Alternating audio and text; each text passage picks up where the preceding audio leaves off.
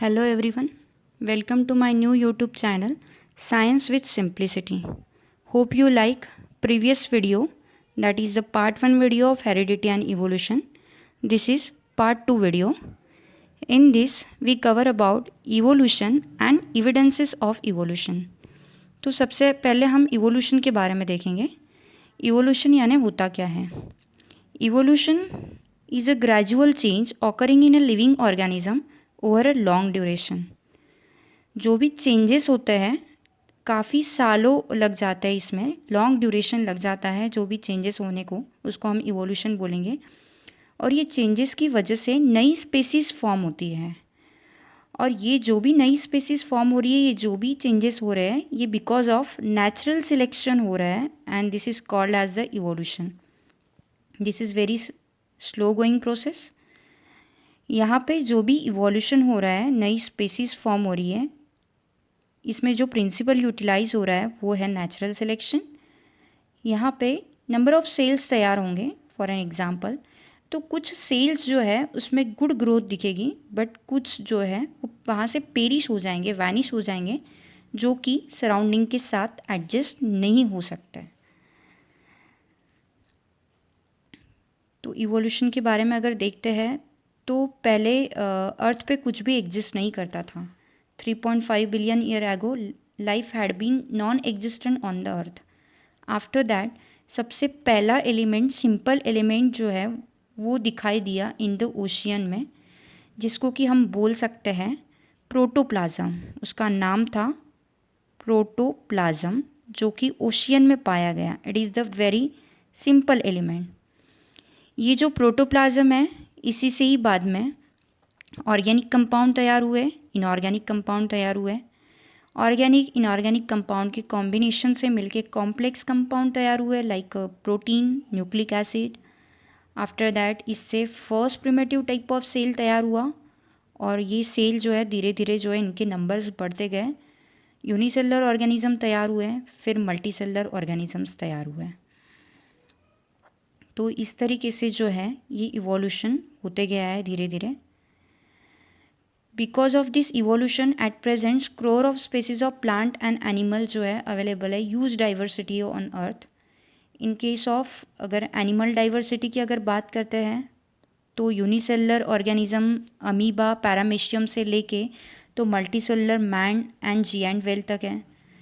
In case of plant diversity unicellular chlorella से लेके तो मल्टीसेलुलर में बनियान ट्री है. लाइफ हर जगह एग्जिस्ट करती है. इक्वेटर पे भी है, पोल्स पे भी प्रेजेंट है. उसके बाद present in all the places like air, water, land, rock, सब जगह है. और ये जो भी इवोल्यूशन है, इसकी अलग अलग साइंटिस्ट ने अलग अलग थ्योरी दी है. और अभी जो थ्योरी हम प्रपोज करते हैं वो है gradual development of living organism. ये थ्योरी अभी जो है वो एक्सेप्ट की गई है. Next part is evidences of evolution. Before that, अगर ये वीडियो आपको अगर पसंद आता है तो आपको इसको लाइक, सब्सक्राइब और शेयर करना है. This evidences is nothing but the proof. तो हम यहाँ पे ये हम प्रूफ्स देखेंगे कि कौन से बेसिस पे हम बोल सकते हैं कि इवोल्यूशन हुए हैं. तो there are 6 types of evidences: morphological evidences, anatomical evidences, vestigial organ, palaeontological evidences, connecting link and the embryological evidences. Let us have a first look on morphological evidences. Morphology यानी हमको पता है it is nothing but the external appearance, visible appearance, जो हमारी आँखों से हमको दिख रहा है, बाहरी लुक जिसको हम बोल सकते हैं, उसको हम बोलते हैं मॉर्फोलॉजी. तो ये जो मॉर्फोलॉजी अगर हम देखेंगे तो सिमिलरिटीज़ होती है एक्सटर्नल और विजिबल फीचर्स में, उसको हम बोलते हैं मॉर्फोलॉजिकल एविडेंसेस. अगर हम यहाँ पे कुछ एनिमल्स अगर देखें तो इनमें सिमिलरिटीज़ देखने मिलेगी, like structure of mouth, nostril, year पिना, उसके बाद पोजीशन ऑफ आईज़ और थिकली डिस्ट्रीब्यूटेड हेयर दिखाई देंगे. अगर हम कुछ प्लांट्स की बात करें तो इसमें सिमिलरिटीज़ देखने मिलेगी, like a leaf shape, leaf venation, leaf petiole. Here the petiole is nothing but जहाँ पे लीव्स की स्टेम अटैच होती है जिससे वो ब्रांच को अटैच होता है, उसको हम बोलते हैं petiole.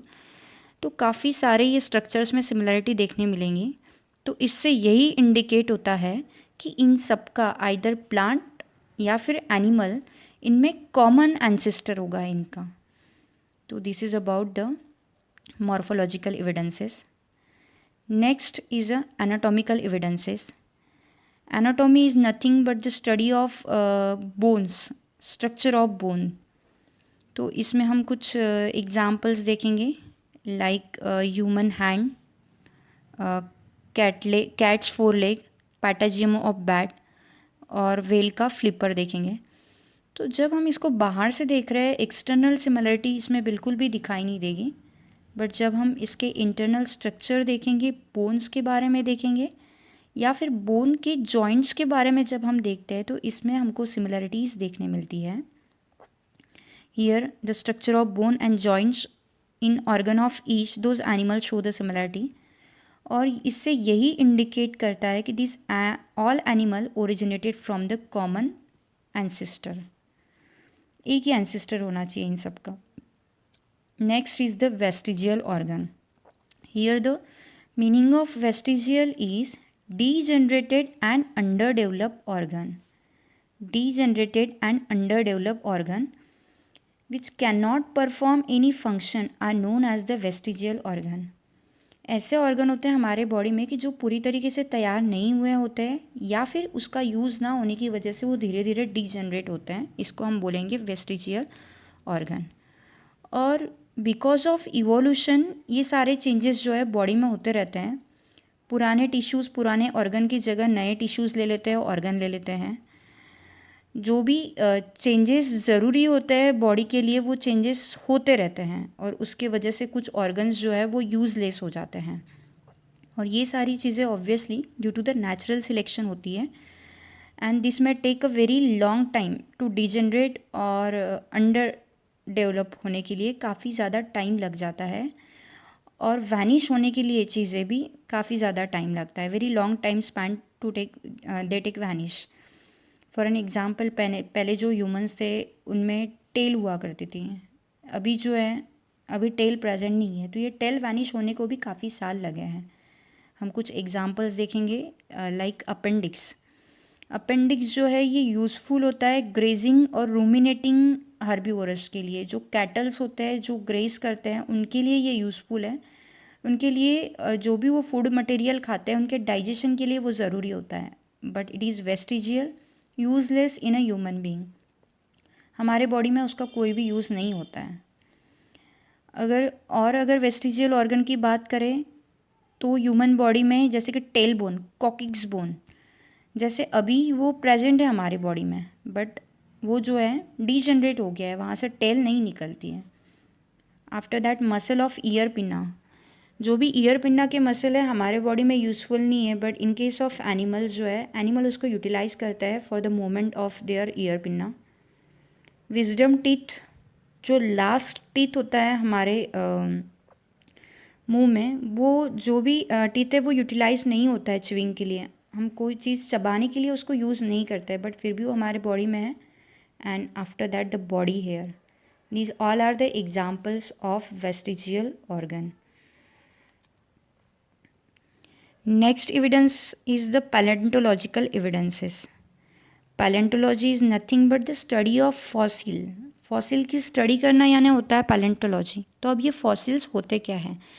Fossils are nothing but the remnants of living organism और their impression which are preserve deep down in the earth surface. जो भी रेमनंट्स होते हैं जिसको कि हम अवशेष बोलते हैं, या फिर उनके जो इम्प्रेशन, जो फिगर जो है ड्राइंग लाइक स्ट्रक्चर दिखाई देता है, उसको हम बोलते हैं fossils.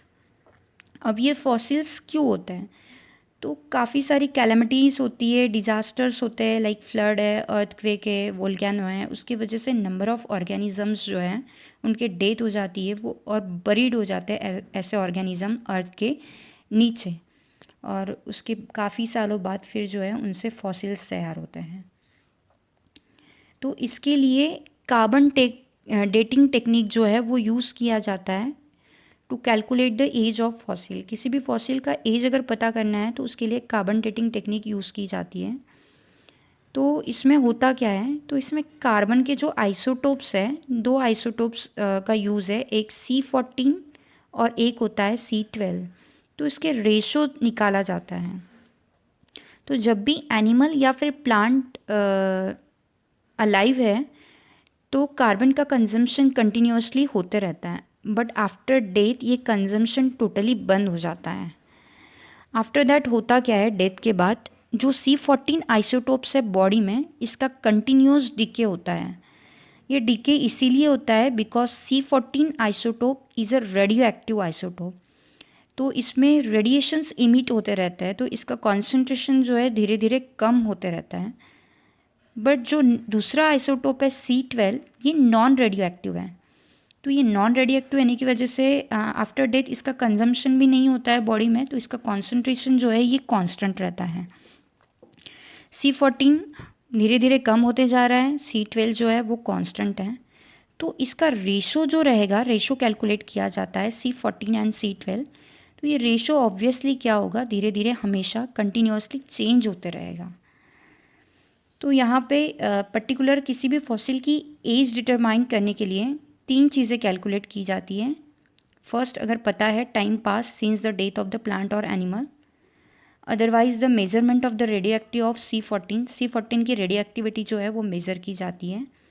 And third one is the ratio of C14 to C12 present in the body. जो भी रेशो आएगा वो कैलकुलेट किया जाता है, और ये तीन चीज़ें कैलकुलेट करके ही एज ऑफ फॉसिल जो है डिटरमाइन किया जाता है। ये जो भी कार्बन डेटिंग टेक्निक है, इसको डेवलप किया है first time Willard Libby scientist ने। इस चीज़ के लिए इनको 1960 में नोबेल प्राइज़ भी मिला है। और in the journal radio carbon the data about the ages of material determine is compiled and publish. उन्होंने, उनका रेडियो कार्बन जर्नल है, उन्होंने ये डाटा उनमें जो है पब्लिश किया है। यूजेस ऑफ कार्बन डेटिंग के यूजेस कहाँ कहाँ पे होते हैं। फर्स्ट यूज़ जैसे कि स्टडी ऑफ पैलेंटोलॉजी, यहाँ पे फॉसिल्स की एज निकाली जाती है। Understanding the anthropology is nothing but the study of human being. यहाँ पे दो तरीके की स्टडी की जाती है। एक कल्चरल एंथ्रोपोलॉजी होता है जिसमें ह्यूमन के कल्चर की स्टडी की जाती है, और सेकेंड वन बिहेवियर की स्टडी की जाती है ह्यूमंस के। Next one is the determining the age of human fossil and manuscript. Human fossil की भी एज सेम इसी तरीके से कैलकुलेट की जाती है। After that calculating the age of fossil and placing them in a geological time scale. जो भी जियोलॉजिकल टाइम स्केल है उसमें प्लेस किया जाता है। And detecting the information about the other former organisms like invertebrates give rise to vertebrates. Invertebrates पहले थे, उसके बाद में वर्टिब्रेट्स है। तो ये सारी चीज़ें जो है कैलकुलेट की जाती है on the basis of carbon dating. This diagram shows कि कौन पहले थे कौन बाद में थे। तो सबसे पहले अगर हम देखेंगे ये डायग्राम में, तो इनवर्टिब्रेट्स है। Invertebrates give rise to pisces, then amphibian, reptiles, and after that aves and mammals. So here this divided into the three era. Amphibian, pisces और इनवर्टिब्रेट्स जो है ये पैलियोजोइक इरा में आते हैं। Reptiles come in Mesozoic era and aves and mammals comes in a Cenozoic era. तो ये जो भी हम देख रहे हैं कि इनवर्टिब्रेट्स है, invertebrates give rise to vertebrates, तो ये जो भी डिटरमाइन किया है on the basis of carbon dating technique जो है ये डिटरमाइन किया है। Next is the connecting link. Some organisms share morphological character of two group and hence they are called connecting link. कुछ ऑर्गेनिजम्स में दो ग्रुप की या फिर दो फाइलम की सिमिलरिटीज़ होती है, कैरेक्टरिस्टिक्स होती है, इसलिए हम उसको कनेक्टिंग लिंक बोलते हैं। Connecting link is nothing but the connection between the two groups. तो कुछ हम एग्जाम्पल्स देखेंगे। First examples is Peripatus. It shows the character of Annelida and Arthropoda. दो फाइला के कैरेक्टरिस्टिक्स इसमें, एक है एनेलिडा और आर्थ्रोपोडा। इसीलिए इसको कनेक्टिंग लिंक हम बोलेंगे बिटवीन दिस टू फाइला। इसमें एनेलिडा का जो कैरेक्टर है, एनेलिडा का कैरेक्टर सेगमेंटेड बॉडी है। सेगमेंटेड बॉडी मतलब body is divided into the equal parts. छोटे छोटे सेगमेंट्स में जो है, छोटे छोटे इक्वल पार्ट्स में डिवाइड होती है बॉडी, उसको बोलते हैं हम सेगमेंटेड बॉडी। उसके बाद थीन क्यूटिकल प्रेजेंट होता है। Cuticle is nothing but the covering. And parapodia like organ. Parapodia here utilize for the movements के लिए यूज़ होता है। तो ये एनेलिडा के कैरेक्टरिस्टिक्स हैं। और ऑर्थ्रोपोडा के कैरेक्टरिस्टिक्स में हम देखेंगे कि इसमें जो भी रेस्पिरेशन है वो ट्रैकियल रेस्पिरेशन होता है। रेस्पिरेशन थ्रू ट्रैकिया होता है। जो आउटर स्किन है वहाँ पे स्पाइरेकल्स होता है, छोटे छोटे होल्स होता है, उसी के थ्रू यहाँ पे एक्सचेंज ऑफ गैसेस होती है। जो भी गैसेस एक्सचेंज हो रही है वो ट्रैकिया में जाती है, और ट्रैकिया से जो भी कार्बन डाइऑक्साइड है ये बाहर निकलता है। तो इस तरीके से रेस्पिरेशन इसमें होता है। और सर्कुलेटरी सिस्टम जो है वो ओपन सर्कुलेटरी सिस्टम होती है। दो तरह की सर्कुलेटरी सिस्टम है, एक है ओपन और एक होता है क्लोज। ओपन मतलब जिसमें ब्लड फ्लो होता है डायरेक्टली ऑर्गन्स में। यहाँ पे कोई वेन्स कैपिलरीज प्रेजेंट नहीं होती है। In case of close circulatory system में जो भी ब्लड फ्लो होता है वो आर्टरीज, वेन्स या फिर कैपिलरीज के थ्रू होता है।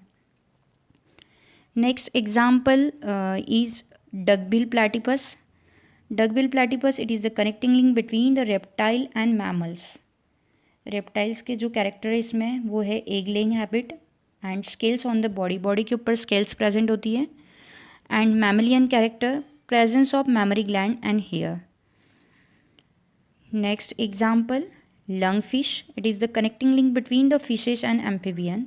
As the name indicate, fish character में फिश लाइक बॉडी प्रेजेंट होता है, और एम्फीबियन कैरेक्टर्स में रेस्पिरेशन विथ लंग्स होता है। भले ये फिश है बट इसमें गिल्स के थ्रू रेस्पिरेशन नहीं होता है, इसमें रेस्पिरेशन लंग्स के थ्रू होता है, जो कि एक एम्फीबियन कैरेक्टर है।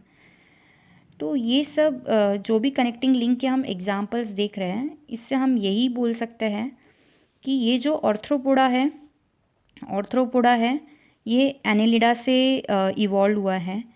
ये जो मैमल्स है ये रेप्टाइल से इवॉल्व हुए हैं, और जो एम्फीबियंस हैं ये फिश से ही इवॉल्व हुए हैं। And last part is embryological evidences. Embryological evidences में हम एम्ब्रियोज़ की स्टडी कर रहे हैं। डिफरेंट ऑर्गेनिजम्स के एम्ब्रियो है यहाँ पे, like fish, salamander, tortoise, chicken, pig, cow, rabbit और मैन। ये तीनों एम्ब्रियो को हमने 3 स्टेजेस में डिवाइड किया है, स्टेज 1, स्टेज 2 एंड स्टेज 3। तो जब हम स्टेज 1 को देख रहे हैं तो इसमें हमको एक्सट्रीम सिमिलरिटीज़ नज़र आती है इनिशियल स्टेज में, बट आफ्टर दैट जैसे ही हम स्टेज 2 और स्टेज 3 को देखेंगे तो ये सिमिलरिटी धीरे धीरे डिसअपियर होते जाती है।